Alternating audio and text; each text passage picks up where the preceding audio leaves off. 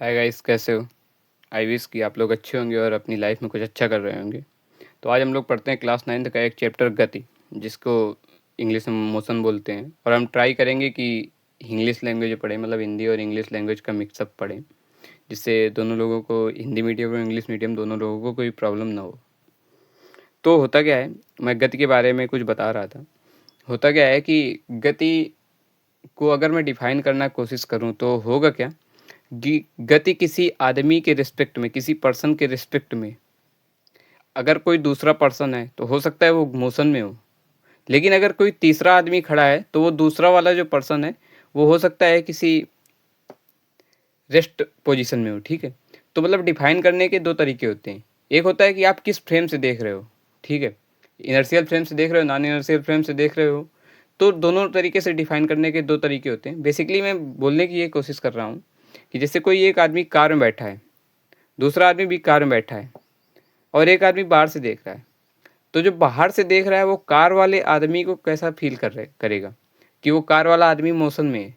लेकिन जो कार में बैठा है वो बगल वाले आदमी को, जो दूसरा कार में बैठा है, उसको कैसे फील होगा कि माना कि लाइक वो रेस्ट में है, ऐसा कुछ फील होगा।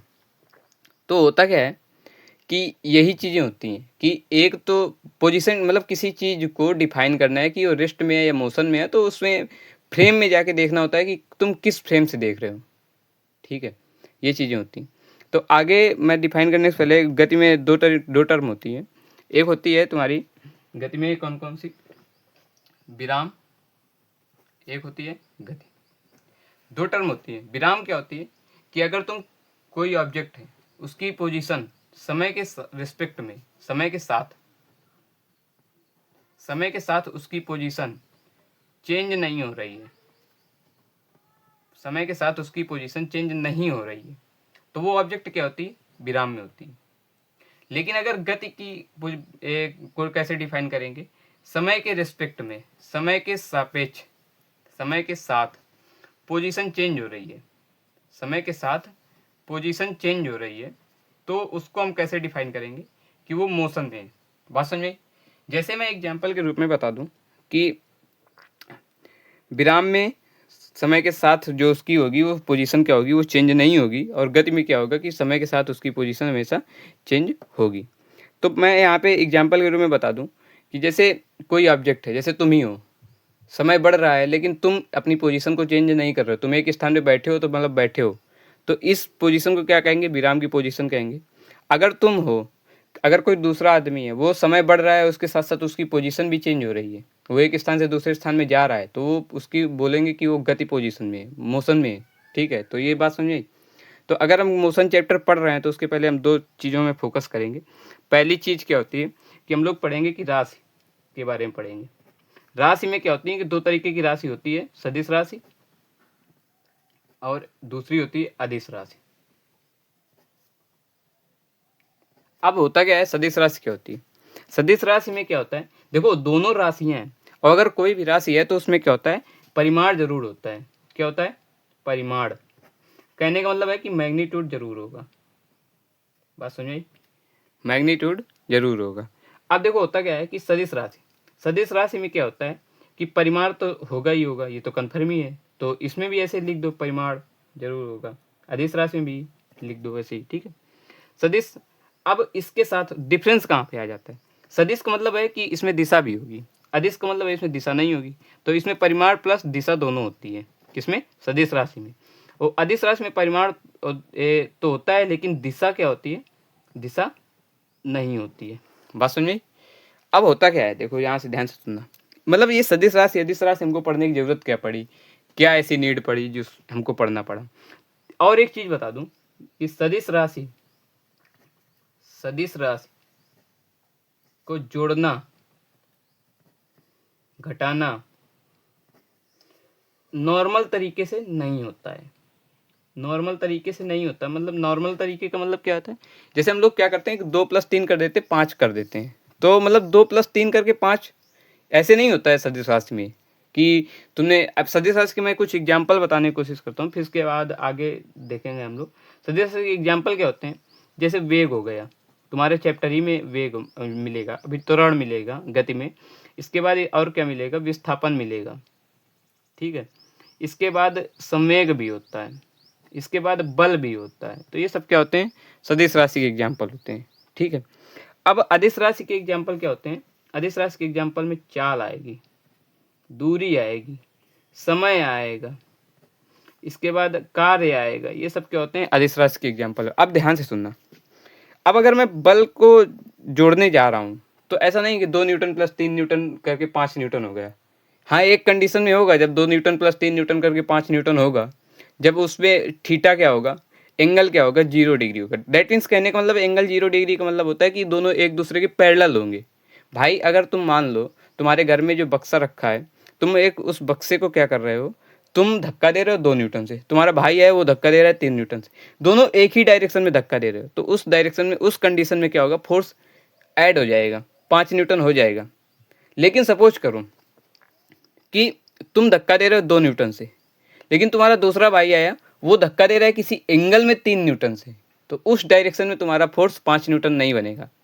तीसरी केस, अगर तुम धक्का दे रहे हो 2 न्यूटन से, किस डायरेक्शन में, ईस्ट डायरेक्शन में या एक्स एक्सिस में, तुम्हारा भाई आया वो धक्का दे रहा है 2 न्यूटन या 3 न्यूटन का माइनस के एक्स एक्सिस में, अपोजिट डायरेक्शन में, तो उस केस में भी तुम्हारा फोर्स क्या हो जाएगा, कम हो जाएगा, रिड्यूस हो जाएगा। और अगर सपोज करो कि दोनों मैग्नीट्यूड में इक्वल हुए तो उस केस में तुम्हारा फोर्स 0 हो जाएगा। तो मेरे कहने का मतलब है कि सदिश राशि को नॉर्मली तरीके से नहीं जोड़ा जाता है, उसको जोड़ने के लिए एक अलग से रूल आते हैं, जो हम लोग आगे जब 11 पढ़ेंगे तो उसमें आएगा कि वेक्टर क्वांटिटी को कैसे जोड़ते या घटाते हैं, तो उसमें हम लोग पढ़ेंगे, ठीक है।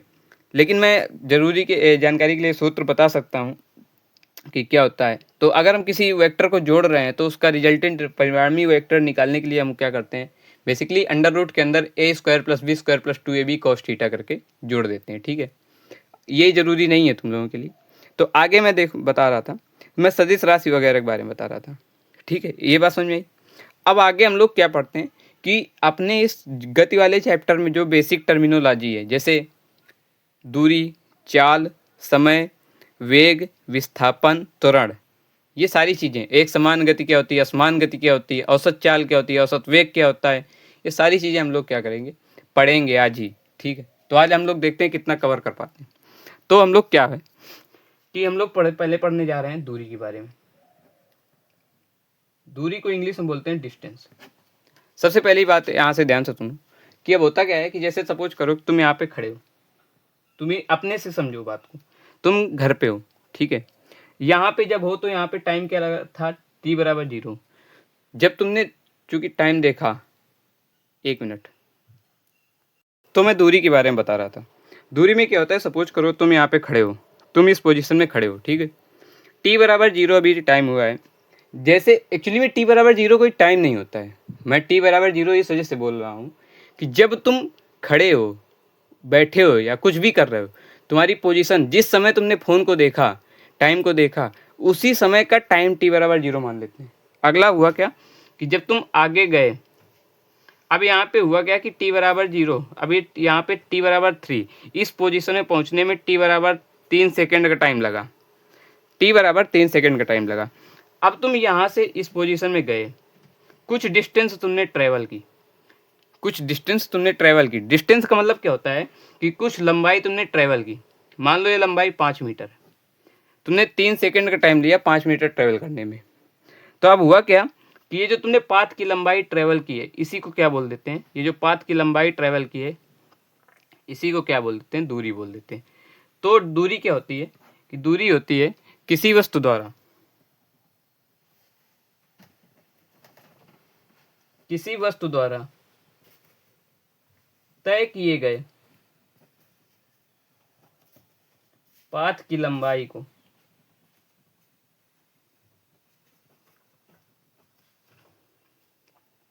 दूरी कहते हैं।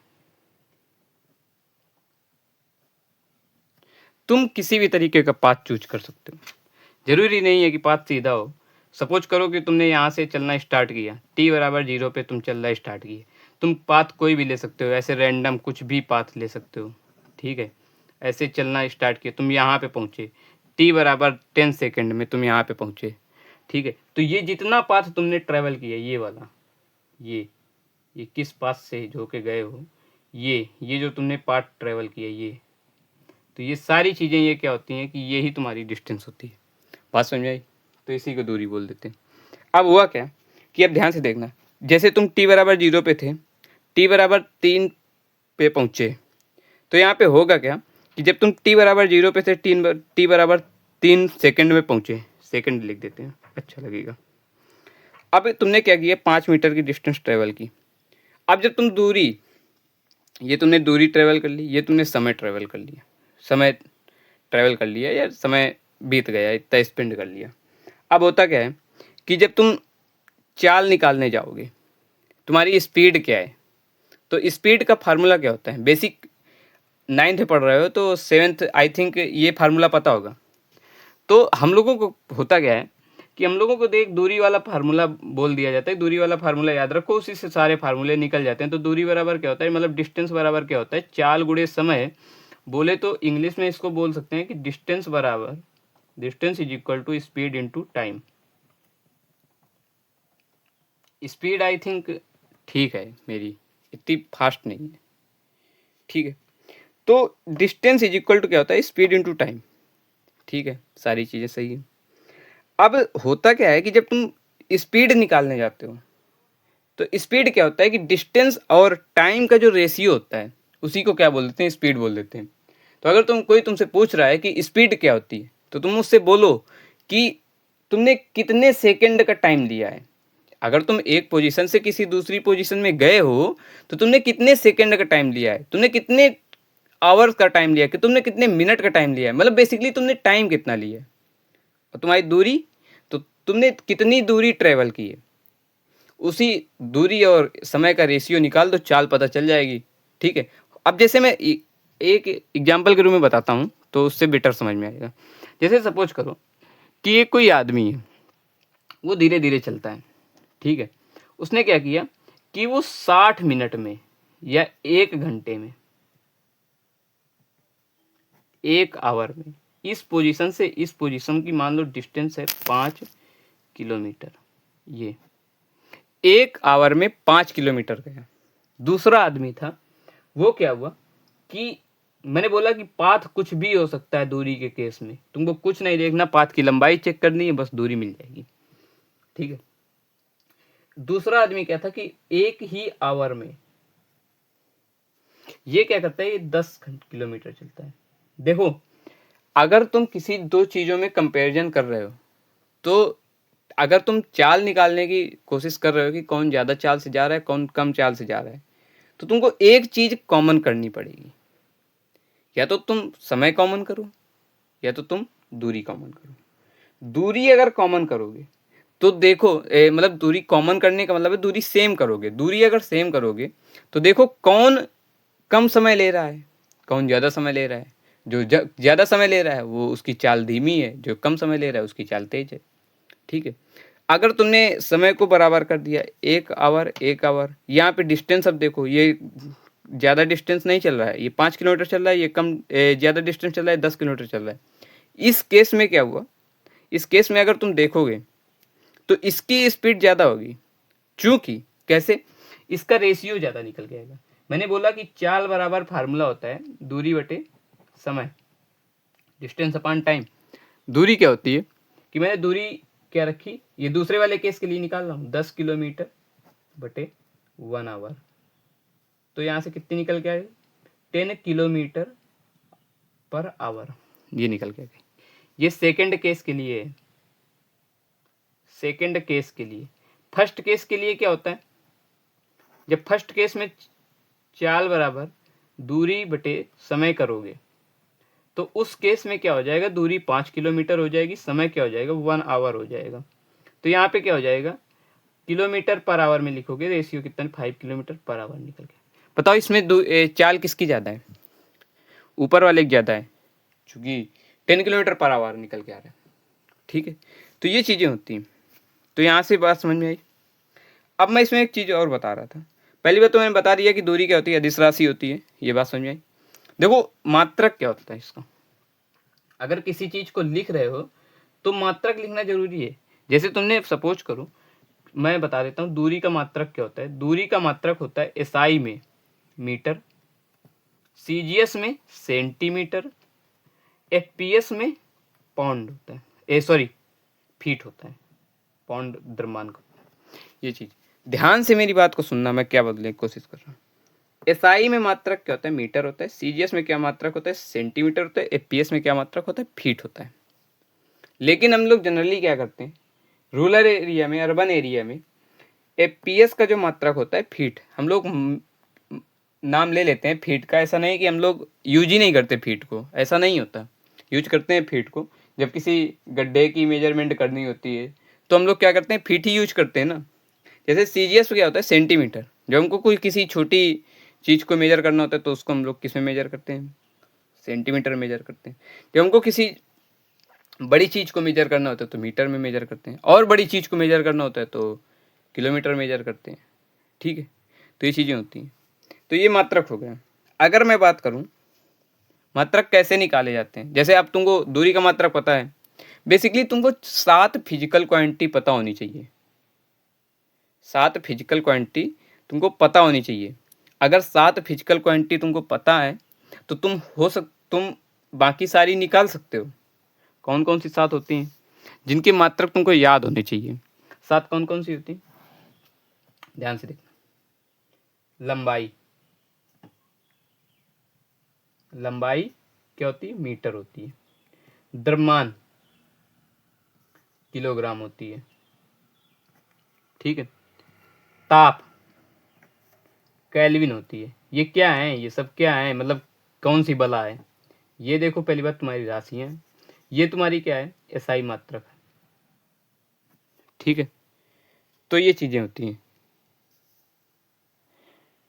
ये राशि, ये एसआई मात्रक। ठीक है, तो ये चीजें होती हैं।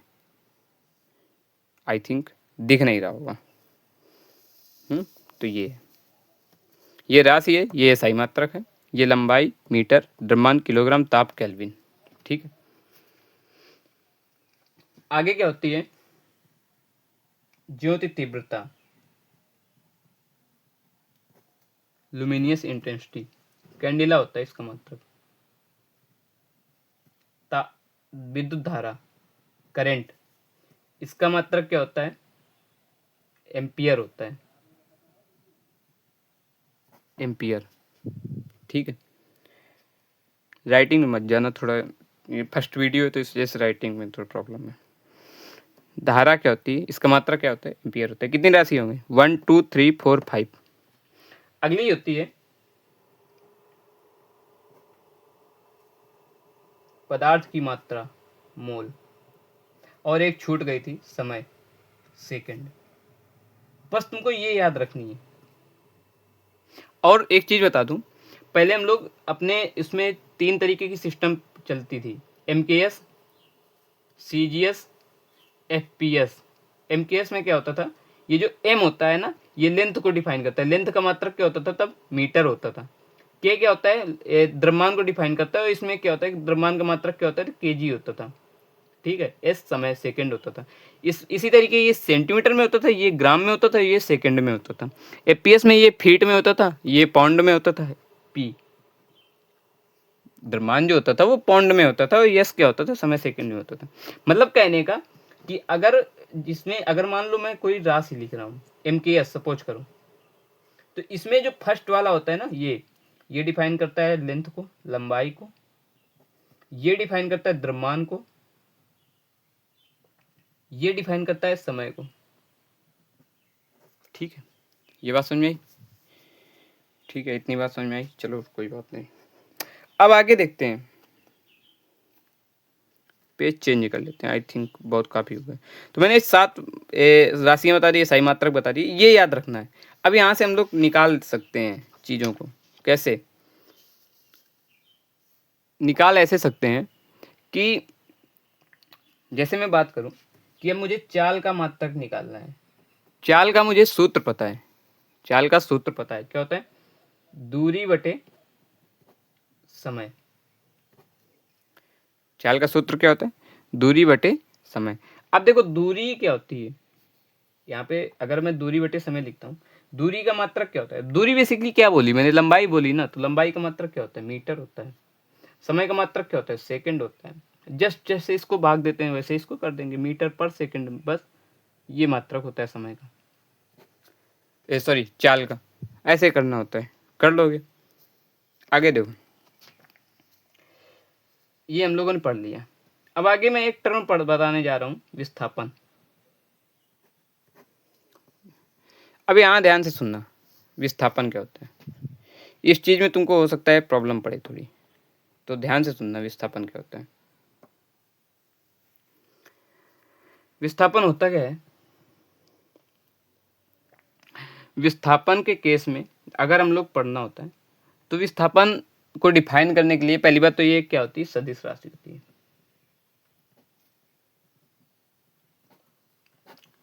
देखो, दूरी और विस्थापन के केस में अंतर है। जनरली हम लोग बोल देते हैं कि दूरी और विस्थापन, हो सकता है कि तुम्हारा ये जो 9th का चैप्टर है इसमें दूरी को ही विस्थापन मान लिया गया, लेकिन अंतर है, बहुत बड़ा अंतर है। क्योंकि विस्थापन सदिश राशि होती है, दूरी अदिश राशि होती है, तो राशि अलग है। ठीक है, तो यहाँ पे डिफरेंस तो है, ये बात तो है। अब होता क्या है कि विस्थापन क्या होती है? विस्थापन बेसिकली कुछ नहीं होता, मैं बताता हूँ विस्थापन क्या होता है। जैसे तुम किसी यहाँ पे खड़े थे, पहले एक t=0 का टाइम लिया तुमने, यहाँ पे खड़े थे, तुम t=3 सेकेंड में यहाँ पे पहुंच गए, यहाँ पे पहुंच गए। तुम t=3 सेकेंड में यहाँ पे पहुंचे, मतलब ये डिस्टेंस कितनी है? 5 मीटर की डिस्टेंस है। तुम यहाँ पे पहुंचने के लिए किसी भी रास्ते का यूज कर लो, ऐसे घूम के जाओ, ऐसे जाओ, ऐसे जाओ, ऐसे जाओ, ऐसे घूम के जाओ, ऐसे जाओ, ऐसे जाओ, ऐसे जाओ, ये तुम घूम के जाओ, ऐसे जाओ, ये तुम घूम के जाओ, कुछ भी यूज कर लो, लेकिन तुम पहुंचे वहीं पे हो।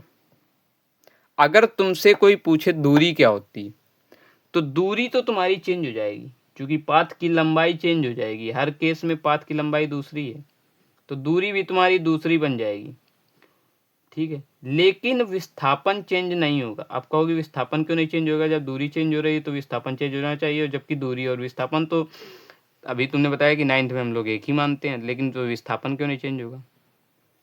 विस्थापन होता है, बेसिकली होता क्या है विस्थापन? विस्थापन होता है कि डिस्टेंस बिटवीन, विस्थापन की बात कर रहा हूं, distance between final and initial position. Hindi में अगर मैं इसको बोलूं तो होता क्या है विस्थापन कि अंतिम और अंतिम स्थिति व प्रारंभिक स्थिति के बीच की दूरी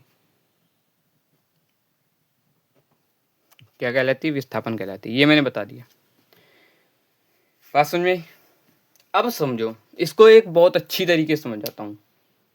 हम लोग देखते भी हैं, डेली लाइफ में यूज करते हैं, तो क्यों ना, क्योंकि आई थिंक यार कि अभी मेरे जो पहला वीडियो देख रहा है वो गाँव ही का कोई बंदा होगा, या इतना तो जानता ही होगा कोई ना कुछ।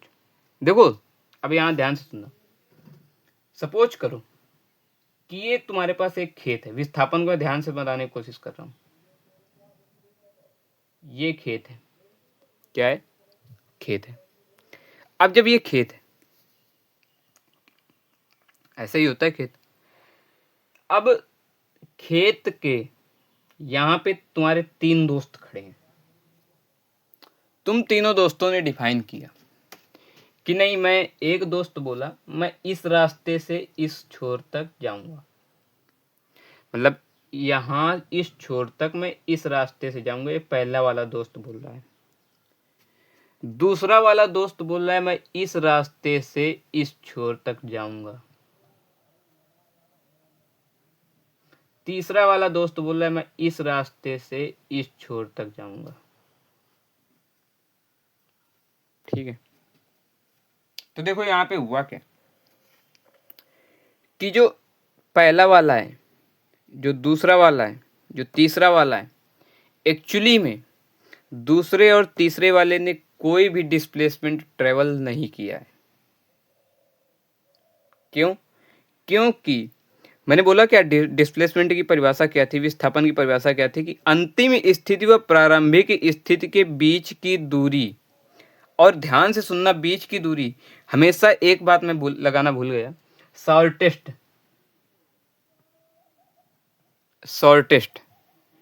यहां पे न्यूनतम लगाना भूल गया, और सबसे इंपॉर्टेंट शब्द यही है, न्यूनतम।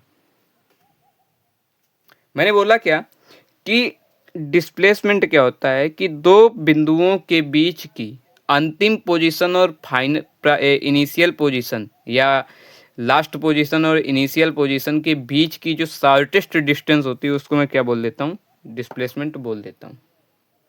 तो यहाँ पे शॉर्टेस्ट डिस्टेंस तो यही बनेगी ना, इससे ज़्यादा शॉर्ट क्या हो सकता है यार। हमको इस छोर से इस छोर तक जाना है, इससे ज़्यादा शॉर्ट क्या हो सकता है, कुछ नहीं हो सकता। हमको यहाँ से अगर जाना होगा तो ये तो लॉन्ग हो गया ना, ये भी लॉन्ग हो गया, इससे ज़्यादा लॉन्ग तुम जा सकते हो, ये ऐसे ऐसे घूम के कहीं भी ऐसे ही जा सकते हो, ये लॉन्ग हो जाएगा।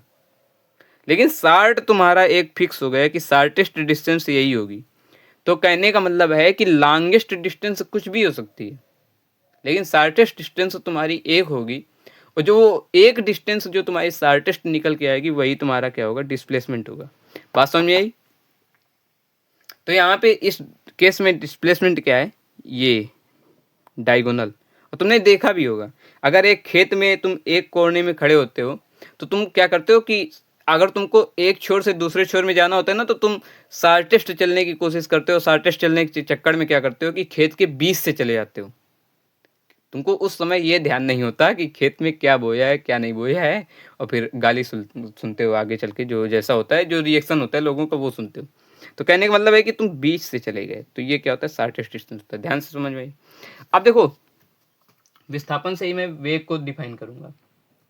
वेग भी इस केस में इस चैप्टर में तुम्हारे 9th में सेम होता है, लेकिन जब फर्स्ट ईयर में पढ़ोगे तो वेग डिफाइन करने के लिए, वेग एक सदिश राशि होती है, तो इसमें डिफाइन करने के लिए तुमको कुछ ना कुछ चीज़ें ऐड करनी पड़ती है। लाइक जैसे डायरेक्शन, जब फर्स्ट ईयर पढ़ोगे डायरेक्शन देनी पड़ती है, यहाँ भी डायरेक्शन दोगे, लेकिन यहाँ पे वेग और चाल को एक मान लेते हैं वो लोग, ठीक है। तो यहाँ पे वेग होता क्या है कि वेग बराबर होता है विस्थापन बटे समय।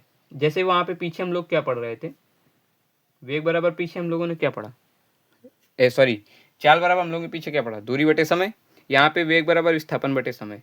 अब वेग क्या होता है भाई, तुम कितने समय में कितना विस्थापन ट्रेवल कर रहे हो, उसका दोनों का रेशियो निकाल दो तो वेग मिल जाएगा, काम खत्म, कर लोगे, है ही जी।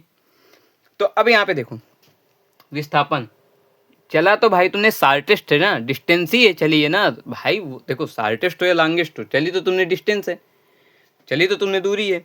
तो यहाँ इस केस में मात्रक क्या हो जाएगा, मीटर हो जाएगा। इस केस में मात्रक क्या हो जाएगा, सेकंड हो जाएगा। तो वेग का मात्रक क्या होता है, मीटर पर सेकंड होता है। ये होता है एसआई। सीजीएस की अगर कोई बात करे तो सेंटीमीटर पर सेकंड होता है। एफपीएस की कोई बात करे तो फीट पर सेकंड होता है। कुछ भी बोल देना, सीजीएस बोल दो, एफपीएस बोल दो, कुछ भी बोल दो, जो तुम्हारी मर्जी करे वो बोल दो। बात समझिए, ये होता है वेग।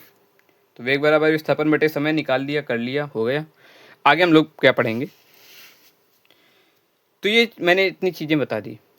अब ध्यान से सुनना, शायद चीज़ें सैचुरेट हो रही हैं, मैंने कुछ फार्मूले लिखे, उनको मैं नोट कर दूंगा आगे लास्ट में। अभी शायद चीज़ें कुछ सैचुरेट होंगी, हो रही होंगी तुमको। तो 2-3 परिभाषाएं और बताता हूँ और लेक्चर को यहीं पे एंड करता हूँ, ठीक है। अब होता क्या है कि हम लोग पढ़ेंगे औसत चाल और औसत वेग। सब उसके पहले हम लोग पढ़ देते हैं एक समान गति, जिसको इंग्लिश में बोलते हैं एक समान गति, जिसको इंग्लिश में बोलते हैं यूनिफॉर्म मोशन, और असमान गति, जिसको इंग्लिश में बोलते हैं नॉन यूनिफॉर्म मोशन।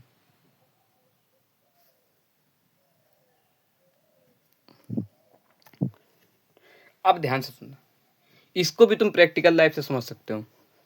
एक समान गति क्या होती है, यूनिफॉर्म मोशन क्या होती है, तो तुमने भाई देखा देखा लग रहा होगा ना। एक समान गति कहते नहीं कि एक समान गति से वो हम चले जा रहे थे, तुम मिले रास्ते में, ठीक है, फिर हमने तुमको देखा, फिर हमने अपनी गति को बढ़ाया, ठीक है, तो ये सारी चीज़ें होती हैं।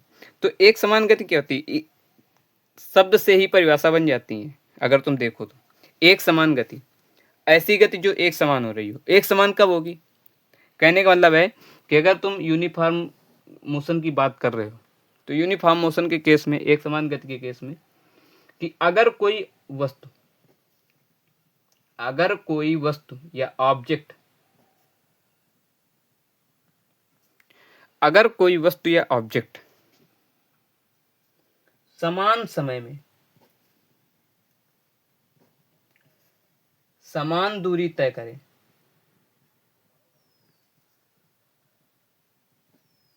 तो उसकी गति को एक समान गति कहते हैं।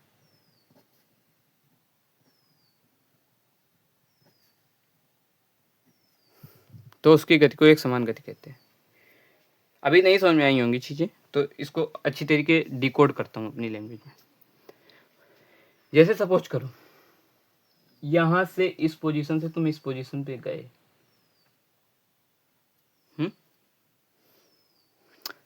भाई तुम्हारे स्टेप ही होंगे ना। ऐसा तो है नहीं कि तुम बिल्कुल इस पोजीशन से इस पोजीशन सीधे उड़ के चले जाओगे, भाई तुम्हारे स्टेप होंगे ना।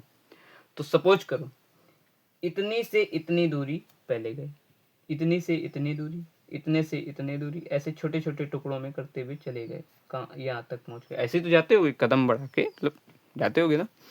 तो होता क्या है, ये तुमने 1 सेकंड में ट्रेवल किया, ये भी तुमने 1 सेकंड में ट्रेवल किया, ये भी तुमने 1 सेकंड में ट्रेवल किया, ये भी तुमने 1 सेकंड में ट्रेवल किया, ये भी तुमने 1 सेकंड में ट्रेवल किया, ये भी तुमने 1 सेकंड में ट्रेवल किया, और ये भी तुमने 1 सेकंड में ट्रेवल किया। डिस्टेंस कितनी है, सपोज करो ये तुम्हारी 1 मीटर है, ये भी 1 मीटर है, ये भी 1 मीटर है, ये भी 1 मीटर, ये भी 1, ये भी 1, ये भी 1 मीटर।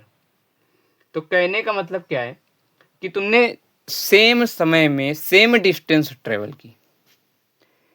1 सेकंड में 1 मीटर, 1 सेकंड में 1 मीटर, 1 सेकंड में 1 मीटर, 1 सेकंड में 1 मीटर, 1 सेकंड में 1 मीटर, 1 सेकंड में 1 मीटर, 1 सेकंड में 1 मीटर। जब यहाँ पे तुम चाल निकालने जाओगे, स्पीड निकालने जाओगे, तो स्पीड क्या निकल के आएगी, डिस्टेंस, दूरी बटे समय। दूरी क्या होता है, दूरी क्या है यहाँ पे, 1 मीटर। मैं इस केस की अभी चाल निकाल रहा हूँ, इस वाले की दूरी क्या है, 1 मीटर, समय क्या है, 1 सेकंड। तो क्या निकल के आएगा चाल, 1 मीटर पर सेकंड निकल गया। इसी तरीके मैं इस वाले केस की भी चाल निकालने जा रहा हूँ। यहाँ पे दूरी कितनी है, 1 मीटर, शार्ट में लिख रहा हूँ, समय कितना है, 1 सेकंड, चाल कितनी निकल के, 1 मीटर पर सेकंड निकल गया। इसी तरीके मैं यहाँ पे निकालूंगा तो 1 मीटर पर सेकंड आ जाएगी, 1 मीटर पर सेकंड आ जाएगी, 1 मीटर पर सेकंड आ जाएगी, 1 मीटर पर सेकंड आ जाएगी, 1 मीटर पर सेकंड। हर केस में 1 मीटर पर सेकंड की तुम्हारे पास दूरी निकल के आ रही, सॉरी चाल निकल के आ रही है। तो इस चाल को क्या नाम दोगे, एक समान चाल नाम दोगे ना, क्योंकि चाल तो सेम निकल के आ रही ना हर सेकंड में, ठीक है। अगर तुम्हारी हर सेकंड में चाल सेम आ रही है, तो इस चाल को क्या नाम दोगे, एक समान चाल नाम दोगे। मैंने वही तो लिखा था कि अगर कोई वस्तु समान समय में एक एक समय में समान दूरी तय करे, तो उसकी गति को एक समान गति कहते हैं। ठीक है, हो गया, क्लियर है। अब आगे क्या होता है, असमान गति।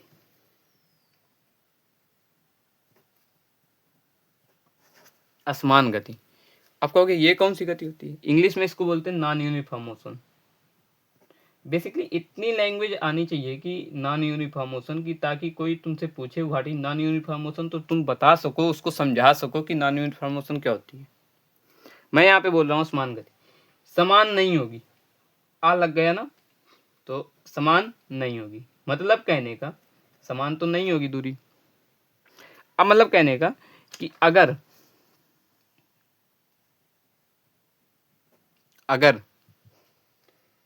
कोई वस्तु समान समय में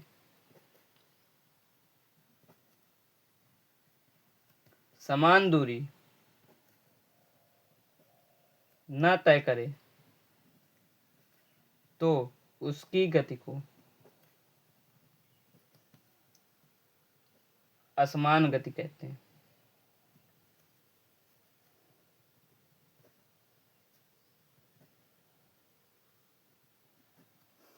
बात समझ में आई? कर लोगे? अभी तो फिलहाल कुछ नहीं करना तुमको, अभी तो फिलहाल तो मुझे ही करना है, तो फिलहाल इसमें देखते हैं थोड़ा बहुत। आसमान गति कहते हैं, ठीक है। यहाँ से ध्यान से देखना, मैं एक केस और बना रहा हूँ। ये मैंने क्या देखा, इस पोजीशन से इस पोजीशन में गया, 1 सेकंड का टाइम लगा, 1 मीटर की डिस्टेंस ट्रेवल हुई। यहाँ से मैं गया, 1 सेकंड का टाइम लगा, यहाँ पे 2 मीटर की डिस्टेंस ट्रेवल हो गई।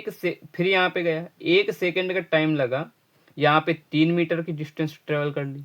1 सेकंड का टाइम लगा, यहाँ पे तुमने 4 मीटर की डिस्टेंस ट्रेवल कर ली। यहाँ पे 1 सेकंड में 1 मीटर, 1 सेकंड में 2 मीटर, 1 सेकंड में 3 मीटर, 1 सेकंड में 4 मीटर। यहाँ पे कंटिन्यू तुम बढ़ते चले जा रहे हो, लेकिन जरूरी नहीं है कि तुम बढ़ोगे ही। मैंने तो ये केस ले लिया कि बढ़ते चले जा रहे हो, लेकिन हो सकता है कि तुम यहाँ पे 1 मीटर 1 सेकंड में चलो, अगले 1 सेकंड में 2 मीटर चलो, अगले 1 सेकंड में 3 मीटर चलो, लेकिन अगले 1 सेकंड में तुम आधा मीटर ही चलो।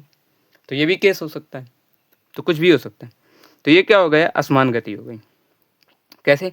क्योंकि तुम्हारी चाल जो होगी वो अलग अलग हो जाएगी ना भाई। देखो ऐसे समझो, तुम्हारी चाल क्या होगी, वो अलग अलग हो जाएगी। ऐसे समझो, यहाँ पे चाल कितनी निकल के आएगी, 1 मीटर बटे 1 सेकंड बोले तो 1 मीटर पर सेकंड। यहाँ पे कितनी निकल के आएगी, 2 मीटर पर सेकंड निकल के। यहाँ पे कितनी निकल के आएगी, 3 मीटर पर सेकंड निकल के। यहाँ पे कितनी निकल के, 4 मीटर पर सेकंड निकल के आएगी। तो चाल तुम्हारी कंटिन्यू चेंज हो रही है ना। तो यहाँ पे क्या हो गया, इसको क्या बोलते हैं, असमान गति बोल देते हैं। बात समझ आई? कर लोगे? आगे बता, आगे देखें। अब होता क्या है, अब एक टर्म और पढ़ना है जिसको नाम देते हैं औसत वेग। औसत वेग और औसत चाल के बारे में नाम देते हैं। क्या नाम देते हैं? औसत वेग और औसत चाल। औसत वेग और औसत चाल। औसत वेग क्या होती है, एवरेज वेलोसिटी,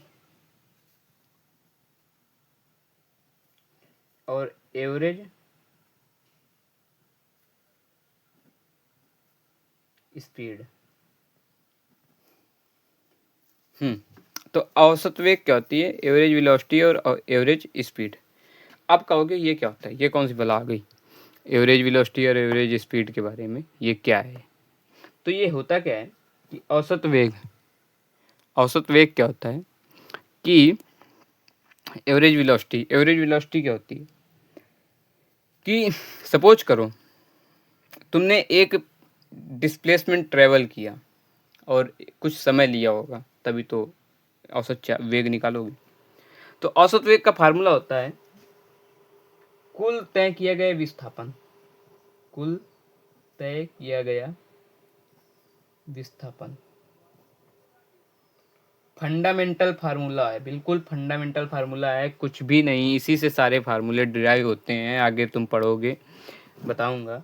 कुल तय किया गया विस्थापन बटे लगा कुल समय, मतलब टोटल तुमने कितना डिस्प्लेसमेंट ट्रेवल किया और टोटल कितना टाइम लगा, वही चीज। औसत चाल क्या होती है, कुल तय किया गया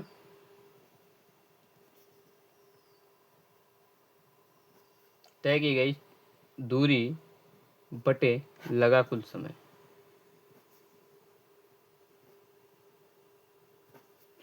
भाई तुम सपोज करो तुम अपने घर में बैठे हो, तो अपने घर से गए। अब ये एवरेज वेलोसिटी और एवरेज स्पीड वाला ये कॉन्सेप्ट क्यों आया? तुम अब जैसे तुम मान लो गए, तो तुम जब अपने घर से अपने किसी फ्रेंड के घर गए, तो तुम्हारी स्पीड हर जगह चेंज होगी। तो तुम उससे ये थोड़ी ना बोलोगे कि नहीं, मैं जब यहाँ से निकला था अगले 1 मीटर तक मैं फला वाली स्पीड से चला, अगले 1 मीटर तक मैं फला वाली स्पीड से चला, अगले 1 मीटर में उससे फला वाली स्पीड से चला। मतलब उसको हर एक सेकंड का डाटा थोड़ी ना दोगे। तुम बेसिकली यही बोलते हो ना कि आई थिंक, मतलब कि वो 4 मीटर पर सेकंड के एवरेज वेलोसिटी से मैं आया हूँगा। हो सकता है कम ज़्यादा बीच में होगी। तो एवरेज कैसे निकलता है, टोटल मतलब कुल संख्या, टोटल जो स्टूडेंट होते हैं। जैसे सपोज करो मुझे किसी चीज़ का एवरेज निकालना है, तो कैसे निकलेगा, कुल राशियों का योग बटे राशियों की संख्या। तो उसको डिवाइड कर देते हो तो एवरेज निकल आता है। तो उसी तरीके यहाँ पे औसत वेग है कि कुल तय किए गए विस्थापन बटे लगा कुल समय। बात समझ में आई? अगर मैं औसत चाल की बात करूँ तो कुल तय की गई दूरी बटे लगा कुल समय। जैसे तुमको अपने घर से अपने फ्रेंड के घर जाना होता है तो तुम क्या करते हो कि एक डिस्टेंस में चलते हो, तो अपने फ्रेंड से बताओगे ना कि मैं एवरेज वेलोसिटी मतलब मेरी इतनी रही होगी 4 मीटर पर सेकेंड के हिसाब से, क्योंकि मैं डिस्प्लेसमेंट ट्रेवल किया। और एक केस तुमको बता दूं, अभी मेरे को याद है, देख भाई ऐसा है ना कि होता क्या है कि मैंने कोई स्क्रिप्ट नहीं लिख रखी पहले से कि नहीं मेरे को ये बताना है, मेरे को जो याद आ रहा है मैं वो बताता चला जा रहा हूँ। तो मेरे को अभी एक बात याद आई, तो ये फार्मूले दोनों याद कर लेना, ये फंडामेंटल फार्मूले हैं, इनके बगैर तुम्हारा कुछ नहीं होने वाला, मतलब मोशन चैप्टर में कुछ नहीं होने वाला। आगे जो बेसिकली आगे एक न्यूमेरिक डेरिवेशन आएगा उसमें तो यही लगेगा, ठीक है। तो होता क्या है,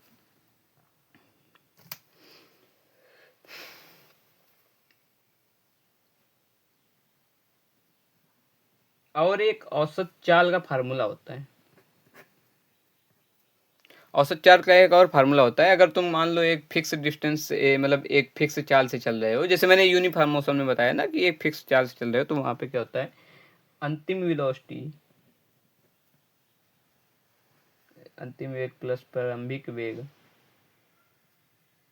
बटे समय,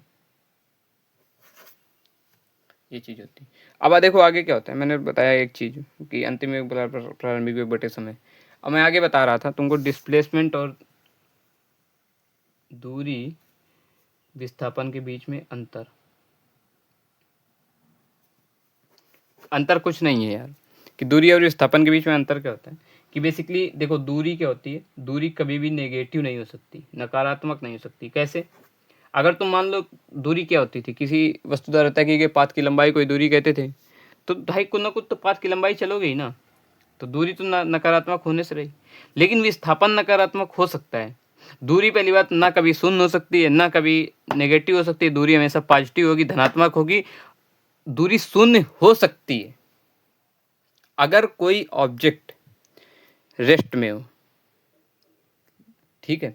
अगर कोई ऑब्जेक्ट रेस्ट में है तो उसकी पोजीशन चेंज नहीं हो रही है और समय चेंज हो रहा है, तो दूरी उस केस में चेंज हो मतलब क्या हो जाएगी, जीरो हो जाएगी, ठीक है। लेकिन विस्थापन हमेशा, विस्थापन शून्य भी हो सकता है, विस्थापन धनात्मक भी हो सकता है, विस्थापन ऋणात्मक भी हो सकता है। कैसे ऋणात्मक कैसे होता है कि सपोज करो तुम यहाँ से इस डिस्टेंस से लेकर इस डिस्टेंस तक गए और इसी डिस्टेंस से जाने के बाद इसी पाथ से वापस आ गए, तो विस्थापन चूंकि सदिश राशि होती है, तो अगर यहाँ पे तुम +40 मीटर गए तो ये अपोजिट डायरेक्शन में आ रहे हो ना, तो यहाँ पे क्या होगा, सपोज करो -50 मीटर आ गए, तो यहाँ पे विस्थापन क्या हो जाएगा, -10 मीटर पीछे की ओर आए हो ना, तो ये नेगेटिव नहीं हो गया क्या, ये चीज बोल रहा हूँ। चूंकि विस्थापन में दिशा होती है, इस वजह से होता क्या है कि ये नेगेटिव भी हो सकता है, पॉजिटिव तो होगा ही होगा। जैसे सपोज करो कि तुम यहाँ से यहाँ तक गए, अब यहाँ से यहाँ जाने के बाद तुमने पूछा कि मेरा विस्थापन कितना है, मेरा डिस्प्लेसमेंट कितना है, तो तुम क्या बोलोगे, दूसरा क्या बोलोगे, +40 मीटर। सपोज बस काम खत्म। जीरो कब होगा, सपोज करो यहाँ से गए और वापस यहीं पे आ गए, तो +40 -40 जीरो हो गए अल्टीमेट। ये क्यों हो रहा है, ये सब पॉजिटिव नेगेटिव जीरो क्यों हो रहा है, क्योंकि इसमें डायरेक्शन है। बात समझ में आई? और दूसरी केस में एक केस और जीरो हो सकता है, जब तुम चलो ही ना, बैठे रहो, समय बदल रहा है, तुम बैठे हो, बैठे रहेंगे, क्या कर लोगे, कुछ नहीं, हम भाई क्या कर लेंगे, कुछ नहीं कर लेंगे। तो ये चीज़ें होती, तो ये चीज़ें होती हैं यार। तो आज का लेक्चर यहीं पे एंड करते हैं। मैंने आई थिंक सारी डिफिनीसन बता दी। अब मेरे को कल एक चीज़ बतानी है, त्वरण क्या होता है। आगे हम लोग इसके बाद डेरिवेशन करेंगे मोशन के। बस आज इतना ही रखते हैं, ज़्यादा हो जाएगा, सेचुरेट हो जाओगे आप लोग, आज पहला लेक्चर है तो इस वजह से। तो ठीक है, लेक्चर जैसा लगा हो तो कमेंट करके बता देना, और अच्छा लगा हो तो लाइक कर देना। अगर कुछ प्रॉब्लम आई हो तो कमेंट करके बता देना, तो अगले वीडियो में उसको सही कर लूँगा, ठीक है। लेकिन लेक्चर अब कंटिन्यू रहेंगे। हो सकता है आज की वीडियो में थोड़ा मेरे को कॉन्फिडेंस की भी कमी नज़र आई होगी, इस वजह से मेरी आवाज़ कहीं कहीं चेंज टाइप की, टोन चेंज दिख रही होगी, तो कॉन्फिडेंस की कमी है, पहला वीडियो बना रहा हूँ तो इस वजह से है। बाकी तुम ये समझो कि मैं तुम्हें फिजिक्स को फील दिला सकता हूँ कि हाँ फिजिक्स ऐसे चलती है। बाकी तो ठीक ही है, चलो मिलते हैं तब तक। कल के वीडियो में मिलते हैं, तब तक के लिए बाय बाय, टाटा।